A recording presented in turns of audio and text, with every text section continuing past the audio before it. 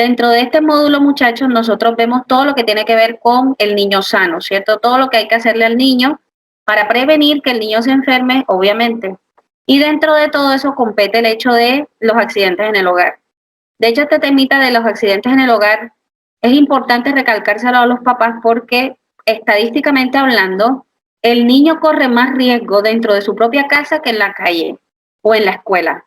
Es decir, la gran mayoría de accidentes que se asocian con la niñez ocurren dentro del hogar y que fácilmente son accidentes que se pudieron haber prevenido si los padres o las personas adultas que viven en el hogar pues hubiesen tomado medidas correctivas, ¿no? O preventivas para que esa serie de accidentes no ocurriesen.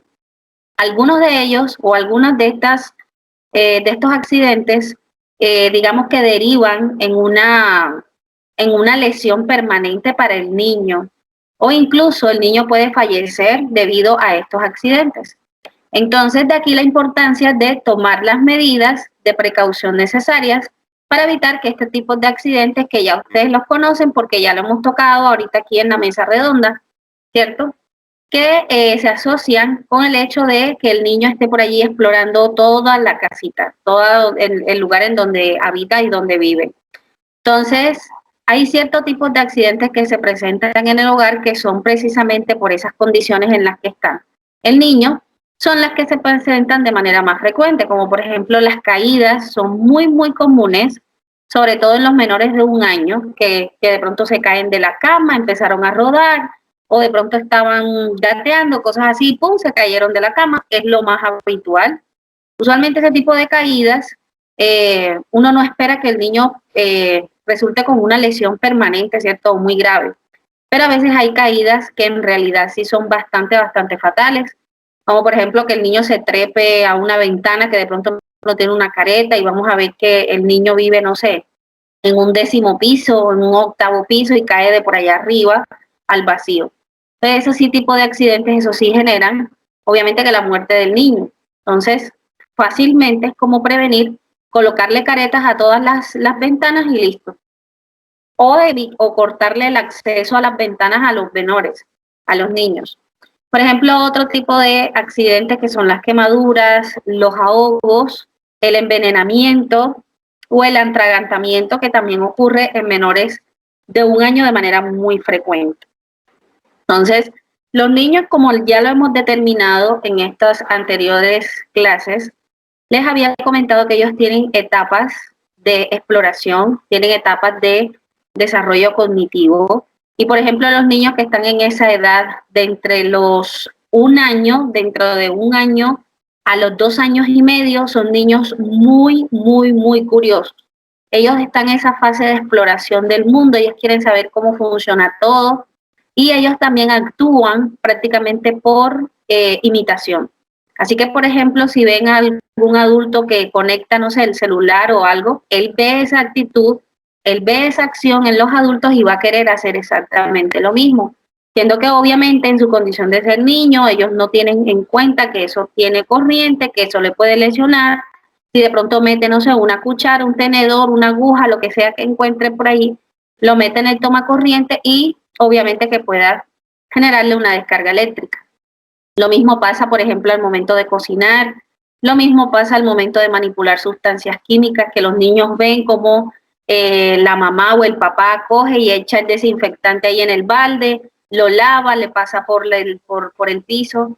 Entonces son ese tipo de situaciones que los niños van a querer hacer porque lo están viendo hacer a los adultos. Entonces ellos imitan esa acción y ahí es donde ocurre el riesgo. Todas esas cosas, todas esas situaciones hay que evitárselas para tener el contacto. Entonces, ¿qué pasa? Que a pesar de que sí se hace necesario que el niño explore, porque el niño necesita explorar, eso hace parte de su desarrollo, ¿cierto? Y de su maduración psicológica y de su contemplación del mundo. Es decir, a través de la exploración, ellos identifican y conocen su mundo. Entonces, no hay que cercenarle esa etapa de los niños para evitar que ellos se lesionen. Lo que hay que tomar son medidas controladas. No hay que tener al niño en un ambiente controlado, que a pesar de que el niño sí se necesita explorar y permitirle hacer esa actividad, Lo importante es tomar medidas para que el niño en medio de su exploración no resulte lesionado. Entonces, ese tipo de situaciones son las que tenemos que tener muy presentes para que el niño no se lesione. Chicos, permítanme un momento que me están llamando un número desconocido acá. No sé qué pasará.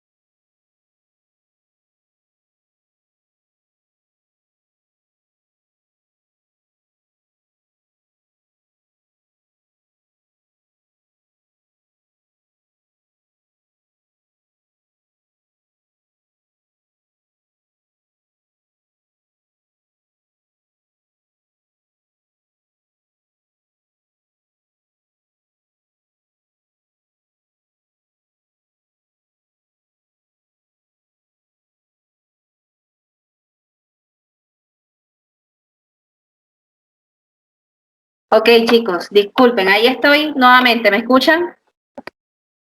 Sí. Listo, perfecto. Es que esas llamadas así me asustan, pero bueno. Bueno, chicos, entonces les comentaba que era lo que les decía, bueno, que los niños necesitan esa etapa de exploración, ¿cierto? Necesitan esa etapa de poder mirar el mundo, entonces no necesitamos cercenarles ese sentimiento de búsqueda, de conocimiento, porque ellos requieren saber cómo funcionan las cosas. Por eso es que ustedes ven que los niños de 1 año y medio, 2 años, ellos parten los juguetes, los abren, los lesionan, y no es porque sean dañinos ni destructores, sino que es que ellos quieren saber cómo es que el carro brilla, por qué les rueda por qué la rueda da vueltas. O sea, ellos necesitan saber del porqué de las cosas. Y ellos investigan eso a través de la exploración. Aquí es donde yo les digo que entra mucho el comportamiento y la actitud de los adultos. Es decir, de que sean conscientes de eso, de que el niño, a pesar de que necesita explorar su mundo, también hay que colocarle, ¿cierto? O tenerlo en un espacio en donde sea seguro que ellos realicen esa exploración. Pues, por lo tanto, hay que tomar medidas en cuanto a lo que se consideran como lugares peligrosos. Los lugares peligrosos para los niños, sobre todo en ese rango de edad que les decía, el baño y la cocina, son los lugares más peligrosos de la vivienda. Aparentemente uno lo ve inofensivo, pero ahí pueden ocurrir muchos accidentes. Como por ejemplo en el caso del baño puede ocasionar ahogamiento, ¿no? Por ejemplo en el caso de pronto, no sé, de estas viviendas que cuentan con piletas, ¿cómo le dicen eso? Bañeras, ¿cierto? De estas que tienen allí para almacenar el agua. Entonces, los niños, si de pronto uno los deja solos, se pueden caer sobre esa agua, ¿cierto? En ese depósito de agua se pueden ahogar. O bien de pronto por el tener contacto con sustancias como por ejemplo el jabón, el champú, alguna cosa, se lo pueden ingerir, lo pueden tragar, lo pueden morder, o bien que de pronto sea eso lo que les ocasione una caída y de pronto se puedan golpear, no sé, contra la esquina del lavamanos, ¿cierto? Que tiende a ser un poco filoso, contra el lavamanos, el sanitario, y pueden haber allí severos traumas craneoencefálicos. Por ejemplo, en la cocina, pues ya sabemos muy bien el acceso, por ejemplo, a sustancias calientes, al fogón de la estufa, a los cuchillos, los tenedores, que también ellos pueden cortarse o lesionarse con ellos. Por ejemplo, si empiezan a azotar lo que son ¿cómo le dicen esto? Los gabinetes, ¿cierto? Que ellos empiezan a abrir y cierra los gabinetes. se pueden lesionar los deditos al momento de que traten de cerrar la puerta o de cerrar el gabinete. Por ejemplo, el acceso a los balcones, sobre todo aquellas personas que viven en lugares altos, en estos conjuntos o en estas torres de apartamentos, que ya es bastante común que las personas vivan en ese tipo de lugares. Entonces, si hay niños menores en esa vivienda, es necesario restringirle el acceso al balcón, sobre todo si el balcón no tiene estas protecciones de las mallitas o no tiene una careta, no tiene nada de eso. Hay que evitar que el niño salga hasta allá porque puede caerse desde un piso superior. Por ejemplo, también en lo que es el acceso a los cables de todos los equipos eléctricos o electrónicos que hay en la vivienda. El televisor, no sé, los abanicos, la computadora, pues todo, ¿no? Todo lo que haya en la vivienda. Entonces los niños se pueden llevar eso a la boca, lo pueden manipular, lo pueden morder. Y al momento de que empiecen a morder eso se puede, digamos que lesionar y le puede pasar corriente. Entonces, básicamente encontramos que esos serían, digamos que los accidentes principales. También, no solamente que los accidentes se puedan presentar porque los niños tomen algo o hagan algo, sino que también en ocasiones hay adultos que tienen, digamos que, ¿cómo le podríamos decir? Actitudes que no son buenas o que no son compatibles con el hecho de tener un menor en el hogar. Como por ejemplo, tener los electrodomésticos o tener todos estos equipos eléctricos o electrónicos de manera inadecuada. Y eso hablamos, por ejemplo, del típico ventilador que está dentro de la casa, que tiene un montón de remiendos en el cable, que eso tiene un montón de cinta aislante y no sé qué, o que de pronto que no tiene la tapa del motor, que de pronto el niño mete la mano ahí en la tapa del motor, le pasa corriente, ¿cierto? Por ejemplo, también sucede algo que es que sobresaturan los puntos de conexión o de los tomacorrientes, como por ejemplo esto que ustedes ven aquí, que en un solo toma conectan un montón de equipos y no solamente es el hecho de que conecten muchos equipos, sino que esos equipos que conectan allí consumen mucha energía, es decir, demandan mucha energía por parte de ese toma corriente. Y si a ese mismo toma le voy a aplicar 3 aparatos más que también demandan mucha carga eléctrica, pues obviamente que eso va terminando haciendo corto, porque no va a dar abasto para surtir a todo ese montón de equipo. Entonces, ese tipo de situaciones también son contraproducentes hacerlos, ese tipo de prácticas. Y este tipo de prácticas ya son enteramente de parte de los adultos que están en la casa. Por ejemplo, también personas que dejan velones, veladoras, o que fuman, también pasa eso, que dejan, no sé, las colillas de cigarro aún encendidas, los velones toda la noche prendidas, y no se sabe hasta el momento en el que se consume esa vela o ese velón o el cigarrillo, producen los incendios, sobre todo si están en zonas cercanas, como por ejemplo hoteles y cosas así, ¿no? Por ejemplo, cuando dejan la estufa prendida o el control del gas abierto durante todo el tiempo que los niños llegan allí, a pesar que de pronto no tengan contacto con el fuego, empiezan a manipular las perillas de la estufa y dejan el gas abierto. Entonces, esas se pueden intoxicar allí precisamente por la inhalación del gas. Entonces, estas personas también que fuman, que usualmente también lo hacen, es así, que en algunas ocasiones fuman estando todavía dentro de la cama y dejan las colillas de cigarro cerca de las sábanas y entonces ahí viene el riesgo de incendio. Ahorita también es muy probable, por ejemplo, con el uso de los celulares, que algunas personas tienen como práctica que cuando conectan el celular para cargarlo, desconectan, ya que cuando el equipo ya está totalmente cargado, desconectan el celular, pero dejan conectado allí todo el tiempo el cargador. Entonces todo el tiempo el cargador está ahí pegado en el tomacorriente y deja la parte final donde uno conecta el celular, lo dejan ahí abierto, lo dejan ahí al aire. Eso pasa corriente también. Entonces llega el niño, se lleva ese cargador a la boca estando todavía conectado y puede pasar un accidente. Puede generar una descarga eléctrica. Entonces, ese tipo de recomendaciones también es muy importante dárselos a conocer. Por ejemplo, cuando tenemos niños más grandecitos, ya en etapa escolar, como por ejemplo 8, 9, 10 años, también hay que enseñarlos a ellos a actuar, cómo deben actuar en caso de que se presente alguna situación y quizás de pronto no haya algún adulto por allí cerca.